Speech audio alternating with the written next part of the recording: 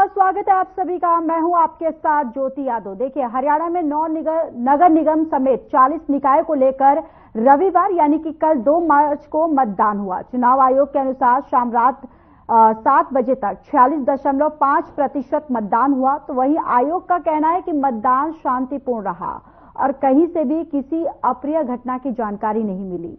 वहीं अधिकारियों ने बताया कि हरियाणा में नगर निकाय चुनाव के लिए 51 लाख से अधिक मतदाताओं में से 46% ने रविवार को अपने मताधिकार का प्रयोग किया। मतदान खत्म होने के बाद राज्य चुनाव आयुक्त धनपत सिंह ने बताया कि मतदान शांतिपूर्ण रहा और कहीं से भी किसी अप्रिय घटना की सूचना नहीं मिली। गुरुग्राम, मानेसर, फरीदाबाद, हिसार, रोहतक, करनाल और यमुनानगर 7 नगर निगमों के महापौर और वार्ड सदस्यों के चुनाव के लिए मतदान हुआ, जहां अंबाला और सोनीपत में महापौर पदों के लिए उपचुनाव भी हुए। और आपको ये भी जानकारी देते चले कि मतदान सुबह 8 बजे से शाम 6 बजे तक संपन्न हुआ है। तो देखिए, कल 2 मार्च को नगर निकाय चुनाव के लिए मतदान जो है, मतदाता जो है वो अपने मत का अधिकार करते हुए वहां नजर आए हैं। और साथ ही साथ आपको ये भी बताते चले कि पूरी तरह से शांतिपूर्ण तरीके से मतदान जो है वो संपन्न हो गया है। और अब इसके नतीजे जो हैं वो 12 मार्च को आएंगे। 12 मार्च को आखिर ये पता चल जाएगा कि जनता जो है वो किसके हक में है और किसको अपना आशीर्वाद देती हुई नजर आ रही है। और इस नगर निकाय चुनाव में एक तरफ तो हमने ये भी देखा कि जो कांग्रेस और बीजेपी के बीच एक कड़ा मुकाबला जो है वो देखने को मिला।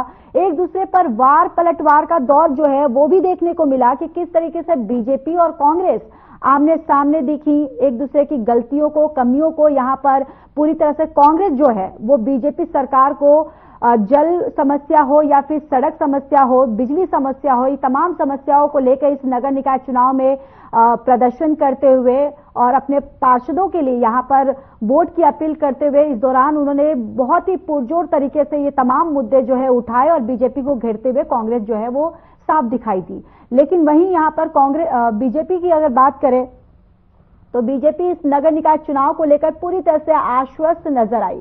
बीजेपी ने कहा है कि हरियाणा में ट्रिपल इंजन की सरकार जो है वो बनने जा रही है और जनता हमारे हक में दिख रही है। जो लहर है वो बीजेपी की तरफ से दिख रहा है कि बीजेपी को यहां पर वोट जो है बहुमत के रूप से मिलेगा। पूर्ण बहुमत के साथ यहां पर बीजेपी की सरकार जो है वो बनने जा रही है और हरियाणा में ट्रिपल इंजन की सरकार जो है ये बनने जा रही है। बीजेपी के द्वारा ये बातें कही गई। कहीं ना कहीं जिस तरीके से लोकसभा चुनाव, विधानसभा चुनाव और तमाम जो चुनाव को देखते हुए जिस तरीके से बीजेपी जो है यहां पर जीत हासिल करते हुए एक के बाद एक राज्यों में जिस तरीके से बीजेपी जीत हासिल करते हुए आई है, तो कहीं ना कहीं बीजेपी का जो मनोबल जो है एक बूस्ट कहें वो मिला है, जिसको लेकर बीजेपी जो है अब इस नगर निकाय चुनाव को लेकर भी पूरी तरह से आश्वस्त है। इससे पहले मध्य प्रदेश की बात करें, अगर मध्य प्रदेश में नगर निकाय चुनाव में जिस तरीके से बहुमत के साथ बीजेपी की जीत हुई है, प्रचंड जीत हुई है, अब पूरी तरह से बीजेपी जो है यहां पर बहुत ही कॉन्फिडेंट में है। बीजेपी जो है वो ये कह भी रही है कि हरियाणा में भी ट्रिपल इंजन की सरकार बनेगी और विकास को और गति मिलेगी। और अब देखना होगा 12 मार्च को नतीजे आएंगे, जिसके बाद ये पता चलेगा कि आखिर जनता जो है वो किसके हक में दिखाई दे रही है और जनता किसको अपना आशीर्वाद देती हुई नजर आ रही है। आखिर वोट जो है सबसे ज्यादा किसके तरफ गए हैं।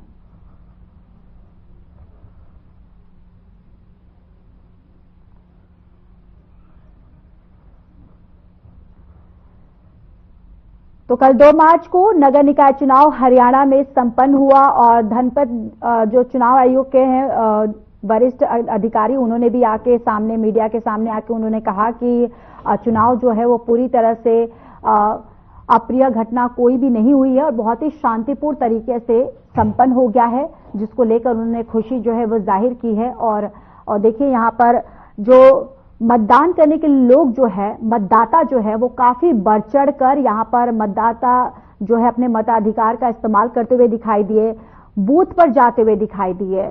और लगातार तस्वीरें भी हम आपको दिखा रहे कि यहाँ पर देखिए, जब मुख्यमंत्री नायब सिंह सैनी पहुंचे थे और यहाँ पर कांग्रेस के भी दीपेंद्र हुड्डा की बात करें या भूपेंद्र सिंह हुड्डा की बात करें, ये तमाम बड़े बड़े जो दिग्गज नेता हैं, उन्होंने भी अपने सह परिवार के साथ बूथ पहुंचे और अपने मताधिकार का यहां पर मतदान करते हुए, मताधिकार का इस्तेमाल करते हुए दिखाई दिए हैं। और देखिए, अब 12 मार्च को नतीजे आएंगे, जिसके बाद पता चल जाएगा कि आखिर किसके हक में वोट जो है वो पड़े हैं और जीत किसकी होगी। तस्वीर जो है वो पूरी तरह से 12 मार्च को साफ हो जाएगी।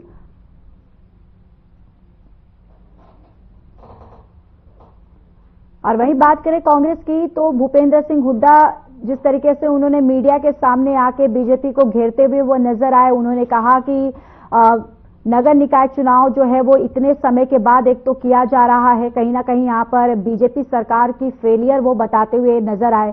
उन्होंने बीजेपी पर कटाक्ष करते हुए कहा कि ना ही बीजेपी ने जल जैसी जो समस्या है, चाहे सड़क की बात करें या फिर बिजली की बात करें, इन ऐसी जो तमाम जो समस्या है उनको बिल्कुल बीजेपी ने नजरअंदाज किया है। और हमारी अगर नगर निकाय चुनाव में कांग्रेस अगर आती है, कांग्रेस की जीत होती है, तो हम तमाम इन मुद्दों को सुदृढ़ करेंगे।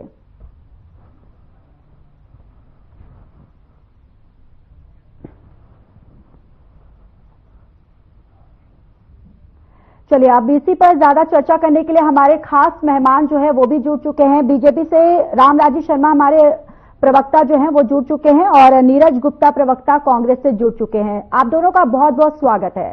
रामराजी शर्मा जी, सबसे पहले आपके पास आते हुए, देखिए कल 2 मार्च को मतदान हुए और बहुत ही शांतिपूर्ण तरीके से मतदान जो है वो संपन्न हो गए हैं। अब सबसे पहले तो आपकी प्रतिक्रिया लेना चाहूंगी कि आखिर बीजेपी को यहां क्या लगता है कि जो लोग हैं, जो जनता है, आखिर किसके हक में वोट डालती हुई नजर आई है?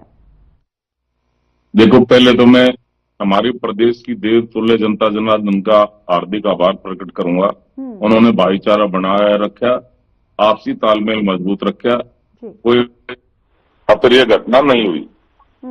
और लॉ एंड ऑर्डर के लिए भी मैं इस बात के लिए सरकार को भी इस बात की मैं बधाई देता हूं, बढ़िया लॉ एंड ऑर्डर मेंटेन किया।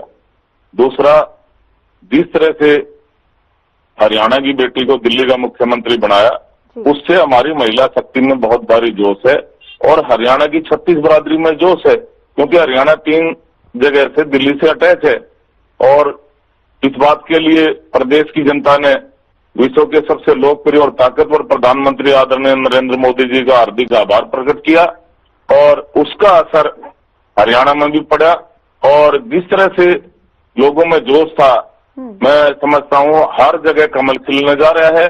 और ये कांग्रेस वाले भाई हार का ठीकरा है वो ईवीएम मशीनों पर फोड़ेंगे, क्योंकि जिस तरह से हमारे मुख्यमंत्री जी ने लोगों के बीच में रहे और जिस तरह से वो 36 बरादरी का आशीर्वाद ले रहे हैं, वो फौजी के लड़के हैं।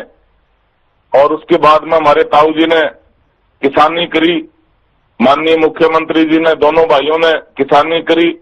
और जिस तरह से किसान की पीड़ा, एक किसान का बेटा, मजदूर का बेटा वो कर सकता है, उसका किसान की पीड़ा को वही बता सकता है जिसने किसानी करी हो और या किसान मजदूर का बेटा हो। हमारे मुख्यमंत्री जी ने किसानी भी करी है और वो किसान के बेटे भी हैं। किसानों का आशीर्वाद हमारे साथ है, महिला शक्ति का आशीर्वाद हमारे साथ है, युवा शक्ति हमारे साथ है, 36 बरादरी का आशीर्वाद हमारे साथ है, क्योंकि हमारे मुख्यमंत्री 36 बरादरी को साथ लेकर चलते हैं। और उसका असर लिहाजा निकाय चुनाव में भी पड़ेगा, दिल्ली की जीत का असर भी पड़ेगा, क्योंकि 3 तरफ से दिल्ली की सीमाएं हरियाणा से लगती हैं। हरियाणा के नेता वहां गए, मुख्य वक्ता के रूप में माननीय मुख्यमंत्री जी ने बहुत मेहनत की, मनोहर लाल जी ने वहां बूथ मैनेजमेंट संभाली। और हमारे चाणक्य जो प्रसिद्ध रणनीतिकार है, हमारे चाणक्य के रूप में विख्यात है और सरदार पटेल के बाद में सबसे मजबूत गृह मंत्री के रूप में जाने जाते हैं। उनकी चाणक्य नीति की जीत है, दिल्ली की 36 बरादरी की जीत है। और जिस तरह से माननीय मुख्यमंत्री जी वहां पे उन्होंने केजरीवाल की झूठ का पर्दाफाश किया, मेहनत की, ये उनकी मेहनत की जीत है। और हरियाणा की जनता को माननीय मुख्यमंत्री जी जो लोकप्रियता वो भारी है, जन जन में मुख्यमंत्री जी युवाओं के हृदय सम्राट हैं और उनकी प्रसिद्धि जिस तरह से जन जन को भारी है, निश्चित रूप से हर जगह कमल खिलेगा। क्योंकि ऐसा है, ये छोटी सरकार के रूप में जाने जाते हैं ये निकाय चुनाव। छोटी सरकार भी हमारी बनने जा रही है, क्योंकि हर मतदाता ये चाहता है, हर वोटर ये चाहता है कि मैं राज के गिले रहूं, क्योंकि सरकार केंद्र में भी हमारी है और प्रदेश में भी हमारी है, वो ये चाहता है कि तुम्हारे एरिया का विकास है वो हम सत्ता के साथ रहेंगे तो और ज्यादा बेहतर तरीके से हो पाएगा। और जिस तरह से कांग्रेस में तो मैदान छोड़ छोड़ के भाग गए थे, इनका तो कोई टिकट लेने वाला ही नहीं था, इन्हें जबरदस्ती बुला के टिकट दिया। ये खुद इनके प्रवक्ता ने एक दिन कहा था, हमने तो सारे टिकट नए आदमियों को दी, क्योंकि पुराने तो इनका कोई लेने वाले थे नहीं, पुराने कार्यकर्ता वो भाग गए थे, सारे पकड़ पकड़ के ले रहे थे। और जिस तरह से इन्होंने बहनों के साथ में छलावा करा था, इन्होंने झूठे गारंटी कार्ड बांटे थे लोकसभा चुनाव में, भाई झूठ बोला था, भाई बहनों के खाते में 1 लाख आएंगे, 8,500 रुपए महीना आएंगे, खटाखट फटाफट फटाफट इन्होंने काट की हंडी चढ़ाई थी।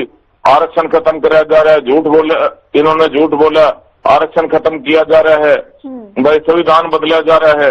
तो इनकी झूठ का पर्दाफाश एमएलए चुनाव में देवतुल्य जनता जनार्दन ने करा, क्योंकि इनकी 5 सीट आई थी, 5 में तो फिर गट्टी चली गई, फिर ये बिल्कुल खत्म हो जाएगा इनका मामला। तो क्योंकि ऐसा है, इनकी पार्टी में भागम भाग लग रही है, भागम भाग। कहीं मेयर चुनाव में वो भाग गया, इनका पूर्व मेयर भाग गया, सार से मेयर कैंडिडेट भाग गया, कहीं करनाल से भाग गए इनके, जो 2 बार इनकी टिकट पर चुनाव लड़ा, 40 साल से जो कांग्रेस की इनकी पार्टी में रहा वो छोड़ के भाग गए, और बहुत से पानीपत से भाग गए। हर जगह भागम भाग लग रही है, क्योंकि डूबता जहाज है कांग्रेस पार्टी तो।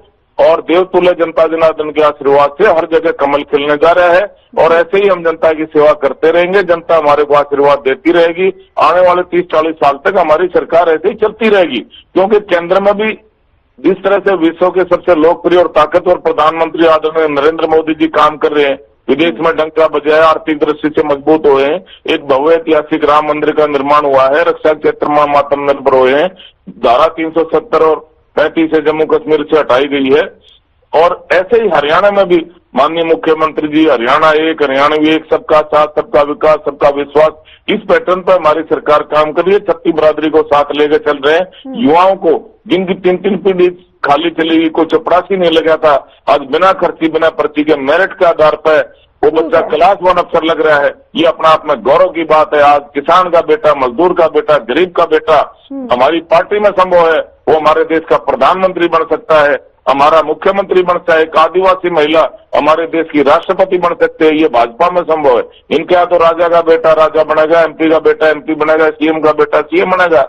और जिस तरह से जनता का आशीर्वाद माननीय मुख्यमंत्री जी ले रहे हैं, रात के 12-12, 1-1 बजे तक वो जनता की सेवा में समर्पित रहते हैं, 24 घंटे जनता की सेवा में समर्पित रहते हैं। और वो अक्सर कहते रहते हैं, भाइयों ये मुख्यमंत्री कुर्सी भी आपकी है, ये सीएम रेजिडेंस भी आपका है, मैं भी आपका हूं, तेरा तुझको अर्पण क्या लाग है मेरा, मैंने आपका आशीर्वाद की जरूरत है। और जनता भरपूर आशीर्वाद दे रही है। तीसरी बार हमारी सरकार आई, उनकी अध्यक्षता में चुनाव लड़े, 48 सीट जीती हमने, तीसरी बार सरकार आई, दिल्ली में भी उनकी विशेष भूमिका रही, 48 सीट दिल्ली में जीती हमने। ले लेते हैं। देखिए नीरज गुप्ता जी, आपके पास आते हुए अभी आपने रामराजी शर्मा जी को सुना, उन्होंने कहा है कि पूरी तरह से बहुमत के साथ यहाँ पर बीजेपी की सरकार जो है वो बनने जा रही है, और फिर से उन्होंने आरोप लगाया कि सरकार तो हमारी बनेगी, लेकिन कांग्रेस का बस जो काम है कि ईवीएम का ठिकरा फोड़ना या ईवीएम को लेकर रोना, तो बस कांग्रेस यही करने वाली है। इस पर आपकी प्रतिक्रिया? ये इनकी वही लिमिटेड बातें, मैं हर डिबेट में बोलता हूँ, इनको डिबेट तो करनी आती नहीं, वही पुरानी बातें हमारी ये हमारी वो, अपनी पहले तो 20 मिनट 15 मिनट अपनी तारीफ करेंगे, अमित शाह से शुरू होकर वहां के फिर सीएम पे पहुंचेंगे। देखिए इनके चुनाव को जनता ने बिल्कुल नकार दिया, लोगों ने कोई दिलचस्पी नहीं ली। चुनाव की वोटें परसेंटेज बता रही है, लोगों ने कितना इस चुनाव में मतदान दिया, कितना हिस्सा लिया, सब जानते हैं। अगर इन्होंने काम किया होता, 3 महीने की सरकार हुई, 4 महीने की सरकार होगी, तो जनता वोट करती ना, इनको बहुमत से जिताती, फिर तो वोटिंग परसेंटेज बहुत ज्यादा होना चाहिए। कहीं कहीं जिलों में तो 28 से 30% की वोटिंग है, हमारे जिले में 40% की वोटिंग है, और पूरी एवरेज जो हरियाणा का है वो आपको बताइए कितना है। उससे वोटिंग परसेंटेज बता रही है कि जनता का किस पे विश्वास है, किस पे अविश्वास है। अगर इन्होंने काम किए तो जनता का वोट परसेंटेज बढ़ता। अभी भी विधानसभा चुनाव होके आते हैं 3 महीने पहले, तो बताइए जनता ने क्या किया। जनता सब जानती है। ये देखिए अपने मियां मिट्टू बनने से कुछ नहीं होता। दिल्ली का एग्जाम्पल है, दिल्ली में भी 2500 नहीं मिले, और हरियाणा में भी 2100 नहीं मिले, 500 का सिलेंडर नहीं मिला। देखिए कानून व्यवस्था पे इनका दिवाला पिट गया। रोहतक में कैसे हमारी कांग्रेस कार्यकर्ताओं को मारा गया, और टीवी में बाइक चल रही है, इन पे इनका कोई जवाब नहीं है। उसका मैं न्यूज देख रहा था, किसी हरियाणा रोडवेज की बस कर्मचारियों को और सवारियों को पीट के बदमाशों ने लूटा और पीटा। वो करनाल पता नहीं आसपास ही घटना है। लेकिन नीरज गुप्ता जी, जैसे कि आप मेरे साथ पहले भी डिबेट में जुड़ चुके हैं। मैंने पहले भी यही सवाल आपसे पूछा था कि ठीक है, मानती हूं कि कांग्रेस के पास इतने बड़े बड़े मुद्दे हैं, लेकिन आखिर ये धरातल पर ये मुद्दे काम क्यों नहीं आ रहे? क्योंकि देखिए, बीजेपी तो जाहिर सी बात है वो कॉन्फिडेंट तो होगी। जिस तरीके से लोकसभा के चुनाव या विधानसभा के चुनाव हमने देखे, अभी हाल फिलहाल में हमने दिल्ली के विधानसभा के चुनाव देखे, कांग्रेस शून्य पे अटक गई है। तो कहीं ना कहीं मंथन चिंतन करने की तो बात तो है ही इसमें। और इतने बड़े बड़े मुद्दे होने के बावजूद भी आखिर जनता क्यों बीजेपी की तरफ जा रही है? देखिए, आपकी बात सही है, मंथन चिंतन की जरूरत है। हम उससे मंथन चिंतन इसे चुप कराएंगे। मंथन चिंतन हम समय समय पर करते भी रहते हैं, ये आपकी बात बिल्कुल ठीक है। इतनी हार के बाद मंथन चिंतन होना चाहिए। आपको मेरे बारे में मालूम है, मैं सच बात बोलने में गुरेज नहीं करता। इसी क्रम में हमने अपने प्रभारी चेंज कर दिए और भी खंडन तौर पर आपको देखने को बदलाव मिलेगा। देखिए, फरियाद में बहुत टक्कर थी, रोहतक में एक तरफा चुनाव है और जगह जगह जहां हम विधायक हैं, जहां सोनीपत में देखना, अम्बाला में देखना, हिसार में देखना, खूब इनको टक्कर मिलेगी। बल्कि टक्कर में नहीं कोई, हाँ फरियाद में जरूर टक्कर है, लेकिन मैं आप सच्चाई बताऊं आपको तो वोटिंग परसेंटेज है पूरे हरियाणा का, तो उससे बता सकते हैं। ये सारी बातें तो सर जब विधानसभा दिल्ली के चुनाव होने वाले थे उस दौरान भी कांग्रेस बहुत ही पुरजोर तरीके से उठा रही थी और ये तमाम जो ऐसे आरोप जो है वो बीजेपी की तरफ से लगाती हुई भी आ रही थी। और कांग्रेस ये भी कह रही थी कि दिल्ली में हमारी सरकार जो है वो बनने जा रही है, लेकिन नतीजे तो कुछ और ही कह रहे थे। देखिए, पिलते उठा के मैं दिल्ली की ज्यादा चर्चा ना करके हरियाणा में आऊंगा। देखिए, दिल्ली में वो हरियाणा में हमारी सरकार देखिए आम आदमी पार्टी से रह गई। 7 सीटों को जब 4 हुआ, जिन परसेंटेज पे हारे, और वो हमारे लिए घातक सिद्ध हुआ। अगर शायद गठबंधन होता तो सरकार आज हमारी बनती। वही बात हरियाणा में, वही बात दिल्ली में हुई। गठबंधन नहीं बन पाया तो जितने वोट परसेंटेज हमारी थी उससे वो हार गए। देखिए, वो बात की बात है, लेकिन मैं आप हरियाणा में कहूंगा, इन्होंने किया काम किया जनता भी बता देगी। सड़कों का बुरा हाल है, स्मार्ट सिटी का बुरा हाल है। ये मेरे साथ चले, मैं हरियाणा में ये प्रवक्ता है बीजेपी के, मैं इनको जो स्मार्ट सिटी है और साथ प्रेस रिपोर्टों को ले, अच्छी तरह को ले, मैं साथ चलूंगा। सिर्फ स्मार्ट सिटी की दुर्दशा दिखाऊंगा। भाई स्मार्ट सिटी पहले वाला थे, आपका करे ना ऑन रिकॉर्ड बात। ठीक है, सरकार बन की बात थी तो सरकार बन की इनका झूठ भी सच लग रहा है लोगों को, ये अभी पता चलेगा। देखिए, कल मैं जगह जगह बूथ पे घुमाऊं, कोई भीड़ नहीं थी, कोई इंटरेस्ट नहीं, लोग घरों से निकले नहीं, लोगों को घर से जबरदस्ती निकाला गया, बोला गया कोई और प्रशासन, इलेक्शन कमीशन ने भी कोई इंटरेस्ट नहीं लिया। जैसे विधानसभा चुनाव में लोगों को बाहर से निकाला गया, कोई बोर्ड नहीं। और देखिए, अंदर वोटर लिस्ट नहीं थी, मैं खुद अपना वोट डाल के आया हूं, मुझे अपना बूथ नंबर नहीं मालूम था, तो मैं अंदर गया। जो सरकारी ड्यूटी पे अफसर थे वो बोले जी अब क्या हमने वोटर लिस्ट दी नहीं, आप जाइए वोटर लिस्ट लेने, बाहर जो प्राइवेट लगा रखी है पार्टी वालों ने उनसे लीजिए। तो उनसे मैं बूथ नंबर लेके आया हूं। इससे बड़ी मतलब क्या होती है इनका, मतलब इलेक्शन के लिए कोई इंटरेस्ट नहीं था। अगर लोगों को जागरूक करना चाहिए, मतदान ज्यादा बनना चाहिए, ये लोकतंत्र के लिए खतरा है। क्या सरकार इनकी बने, छोटी सरकार से हमारी बने, देखिए जनता ने क्या इंटरेस्ट लिया बताइए। तेरी पार्टी वालों ने तेरे पर्ची क्यों नहीं पहुंचाई? ये तो तेरी पार्टी का फेलियर है, मतदान छोड़ के बात करवाओ। देखो ये देखो ये फिर बदतमीजी में आ गया, तू तड़ाक में। इसकी आदत नहीं जाती, मैं भी तू तड़ाक ज्योति से चुप कराइए। इसका जवाब बदतमीजी करने से रोकिए। देखिए, इसके बोलने का अजीब नहीं, तू तड़ाक में आ जाता है ऐसे, पता नहीं इसके बीजेपी वाले सिखाते हैं घर में भी ऐसे तू तड़ाक करता होगा ये कैसे बोलते हैं। बोल लेने दीजिए, मैं आपके पास आऊंगी। देखिए, इनकी प्रवक्ता की सुनने की हिम्मत नहीं है, एकदम तू तड़ाक में आते हैं। मैं आप करके बात करूं, उनका उम्र ख्याल हो, ये तू तड़ाक में आते हैं। ये तो उनके संस्कार है, ये क्या कहते हैं सम्मान करेंगे। देखिए, जनता सब जानती है हरियाणा में क्या हो रहा है, कानून व्यवस्था का बुरा हाल है। मैं नहीं कहता, टीवी चैनल के माध्यम से देखिए, रोहतक जयपुर देखिए, करनाल के देखिए, कानून व्यवस्था पे कोई लगाम नहीं है। और बजट भी आने वाले में मीटिंग होगी, लॉलीपॉप मिलेगा। पहले हरियाणा को 3-2 बजटों में पिछले 10 साल से बजट हो रहे हैं, हमेशा लॉलीपॉप ही मिला है और कुछ मिला नहीं। और ना 21 घोषणा करेंगे, ना 500 करेंगे, उस पर तो बोलते ही नहीं जी, बोलना ही शुरू कर दिया, खत्म कर दिया। 2100 में बल्कि रंगे लगा दिया कि आर्थिक रूप से कमजोर महिलाओं को देंगे। कितनी जल्दी स्टेटमेंट चेंज कर दी। इनकी मैनिफेस्टो में कहा लिखा है कि गरीब महीने को दिए जाएंगे, उसमें लिखा है हर महीने को दिए जाएंगे। जैसे इनकी कथनियों करने में अंतर है, सरकार बनना अलग बात है, वादे पूरे करना अलग बात है। सरकार इनकी बन गई तो मैं चाहूंगा झूठ भी इनका सच लगेगा जनता को, लेकिन अपने खादों वारों पे खतरा नहीं उतरेंगे। लेकिन हम वादा करते हैं जनता से, हम इनको अपने वादे पूरे करने मजबूर करेंगे। नहीं, विधानसभा में उठाएंगे, सड़कों पर उतरेंगे, इनके जो लोगों से धोखा दिला है, थला है, उनको अपने वादे पूरे करने पड़ेंगे।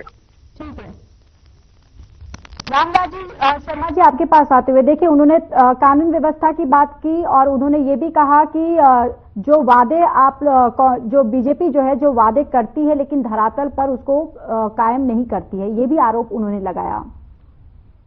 देखो, मैं आपको बताना चाहूंगा, कांग्रेस का धरातल अलग है और देवतुल्य जनता जनार्दन का धरातल अलग है। देवतुल्य जनता जनार्दन के धरातल पर सब कुछ हो रहा है और हो रहा है, तो इसलिए तीसरी बार केंद्र में भी हमारी सरकार बनी, हमारे प्रदेश में भी हमारी सरकार बनी और आदरणीय नायब सिंह सैनी जी दूसरी बार हमारे मुख्यमंत्री बने। और जहां तक लॉ एंड ऑर्डर की बात है, आपने भी बताया ये बात और सभी को मालूम है, हरियाणा में भाईचारा बहुत मजबूत है, कोई अप्रिय घटना नहीं बनी, बहुत बढ़िया लॉ एंड ऑर्डर सरकार ने मेंटेन किया। इस बात के लिए मैं सरकार को बधाई देता हूं। और दूसरा, इन्होंने वो बूथ की बात बताई, मैं इनको पता नहीं चला कहां बूथ था कहां नहीं था। ये इनकी पार्टी वाले जब मैदान छोड़ के भाग गए तो इसमें हम क्या कर सकते हैं? हर पार्टी का कार्यकर्ता घर घर जाके उस परिवार की पर्चियां देता है जिसमें सब कुछ लिखा होता है। अब इनकी पार्टी के कार्यकर्ताओं ने इनके घर पर इनकी पर्चियां नहीं पहुंचाई तो इसमें हम क्या कर सकते हैं? इसका मतलब मैदान छोड़ के भाग गए और हर जगह कांग्रेस वाले तो मैदान छोड़ के भाग गए। इनके तो भागम भाग लग रही है। ये मोदी जी की सुनामी चल रही है, सुनामी। और आने वाले 30-40 साल तक हमारी सरकार ऐसे ही चलती रहेगी क्योंकि देवतुल्य जनता जनार्दन का आशीर्वाद हमारे साथ है और हम जनता को भगवान मानते हैं, भगवान, और भगवान का आशीर्वाद हमारे साथ है। ये जनता को राक्षस कहते हैं, हम भगवान कहते हैं। अब जनता राक्षस कहने वालों को आशीर्वाद देगी या भगवान कहने वालों को आशीर्वाद देगी? हमारे मुख्यमंत्री जी बुजुर्गों का पैर छूते हैं और युवा शक्ति हमारे साथ है, महिला शक्ति का आशीर्वाद हमारे साथ है, किसान हमारे साथ है, मजदूर हमारे साथ है, व्यापारी हमारे साथ है, छत्तीस बरादरी हमारे साथ है। इनका तो पहले नीति रही है डिवाइड एंड रूल। वो जग के लोग देवतुल्य जनता जनार्दन जग चुकी है। पहले इन्होंने हिंदू मुस्लिम बांटा क्योंकि इनका जो दिमागी आत्मा इनकी पार्टी में वास करके थी। जिस तरह से राम मंदिर का जब केस माननीय सुप्रीम कोर्ट में चल रहा था तो उस टाइम में इन्होंने वकीलों की फौज राम मंदिर ना बनाया अयोध्या में, इसलिए वकीलों की फौज उसके अगेंस्ट में खड़ी करती थी, राम मंदिर का विरोध किया था। ये भगवान राम इनको कैसे आशीर्वाद दे देंगे? हनुमान जी इनको कैसे आशीर्वाद दे देंगे? ये सनातन विरोधी हैं, भगवान राम के विरोधी हैं, भगवान श्री कृष्ण के विरोधी हैं। और जिस तरह से इमरजेंसी में हमारे हिंदू भाइयों का पकड़ के नसबंदी करी और दूसरे भाइयों को छेड़ा भी नहीं, इससे साफ साफ जाहिर होता है भाई ये अल्पसंख्यक को बहुसंख्यक बनाना चाहते हैं, पर बहुसंख्यक को अल्पसंख्यक बनाना चाहते हैं। ये तो इनका सबको पता है इस बात का। और जो वक्फ बोर्ड इन्होंने बनाया, वो क्यों बनाया भाई? वो क्या है? अगर किसी के घर पे वक्फ बोर्ड हाथ रख देगा, ये प्रॉपर्टी हमारी है, तो उनकी हो जाएगी, चाहे मंदिर हो चाहे वो कोर भी हो, कहीं पर भी वक्फ बोर्ड हाथ रख देगा वो सारी प्रॉपर्टी उसकी है। जिस तरह से इन्होंने हिंदू विरोधी कानून बनाए हैं, आज हिंदू जग चुका है, आज सनातन जग चुका है, आज इनकी बहकाई में नहीं आएगा। ये हरियाणा में इनकी हार निश्चित है, इनको हार का डर सता रहा है। ये बौखला गए, बौखलाहट में उलट बातें करते हैं। ये जम्मू कश्मीर के सीएम ने इनको सलाह दी थी कि भाई ईवीएम पर होना धोना छोड़ दो और जो जनादेश मिला है उसको स्वीकार करो। ठीक है। नीरज गुप्ता जी, आपको हार का डर सता रहा है, ऐसा उनका कहना है। एक छोटा सा कमेंट। देखिए, किसने कहा हार का डर है? कोई ऐसी स्टेटमेंट दिखाइए। ये अपराधी बोल रहे हैं, इनका दिमागी मानसिक संतुलन बिगड़ गया। हमने ईवीएम की कोई बात ही नहीं करी। अभी तो 10 दिन है ना रिजल्ट में। देखो ये कितने झूठ बोलते हैं कि आपको पर्ची नहीं मिली। मैं पर्ची स्टोरी सुनाता हूँ, ये को समझ नहीं आया। भैया अंदर सरकारी अफसर जाते हैं, जिस बूथ में जाओ जहाँ बूथ मतदान होता है, जहाँ मतदान होता है वह सरकारी अफसर बिठाए जाते हैं। अगर आप बाहर से नहीं ले पाए तो उनका फर्ज बनता है अंदर पर्ची दें। अंदर मैंने अफसरों से लिस्ट मांगी तो उनको कह रही हमें तो लिस्ट नहीं मिली, हमें तो सरकार ने ऐसे बिठाया हुआ है। मैं उस बात को कह रहा हूँ, इनको बीच में चुप कराइए ना। जिनको ये तो क्या आदत है, इसकी आदत है बीच में बोलने की। उनको बोल लेने दीजिए, उनको बोल लेने दीजिए। आप उनको बुलाकर डिबेट में एक ही व्यक्ति डिबेट कर सकते हैं। उनके सामने कोई एक खुद ही बोलते रहे, खुद ही जवाब देंगे, खुद ही आंसर करेंगे, दूसरों बुलाने झूठ के लिए। तो देखिए वो जो सरकार भी इसका इंटरेस्ट नहीं था और वोटिंग परसेंटेज की मंशा बता रही है। सरकार कितना इलेक्शन कमीशन इंटरेस्ट लिया, कितना प्रशासन इंटरेस्ट लिया, ये आपके सब जग जाहिर है। और 10 दिन की वोटिंग का अंजाम है। और किसी भी हमारी कोई सरकारी स्टेटमेंट आई हो, किसी पार्टी के कार्यकर्ता ने या प्रवक्ता ने स्टेटमेंट दी हो कि ईवीएम के ठेकरा फिर रहे हैं, कि ईवीएम पे हार रहे हैं, बताओ किसने बोला हम हार रहे हैं? अपना भी बोलते रहते होते हैं, इनके मानसिक में बढ़ गया सत्ता आने से, पता नहीं क्या क्या बोलते हैं। किसने कहा भाई ईवीएम का जिक्र, किसने कहा? कोई आपने स्टेटमेंट तो नहीं है। तो देखिए हमने मुद्दों पर चुनाव लड़ा है, जनता नहीं सदन में कांग्रेस को जिताइए। आप देखना फरियाद में टक्कर है, बाकी किसी भी कोई भी डिस्ट्रिक्ट में टक्कर नहीं। रोहतक एक तरफा मेयर बनेगा हमारा, सोनीपत देखना। और वोटिंग परसेंट जितनी कम हुई है इसको भी पता है, कांग्रेस को भी पता है, बीजेपी को पता है किसकी फेवर में जाएगा। अगर जनता इनको भारी मत से जाती तो वोटिंग परसेंटेज बढ़ती, सारे वोट इनको बढ़ते। ठीक है, आप दोनों का बहुत बहुत धन्यवाद इस चर्चा में हमारे साथ जुड़ने के लिए। तो देखिए अब 12 मार्च को नतीजे आएंगे, जिसके बाद पता चल जाएगा कि आखिर किसकी सरकार जो है नगर निकाय चुनाव में बनने जा रही है। फिलहाल इस बुलेटिन में इतना ही। बाकी देश और दुनिया की तमाम बड़ी खबरों के लिए जुड़े रहिए हमारे साथ। नमस्कार।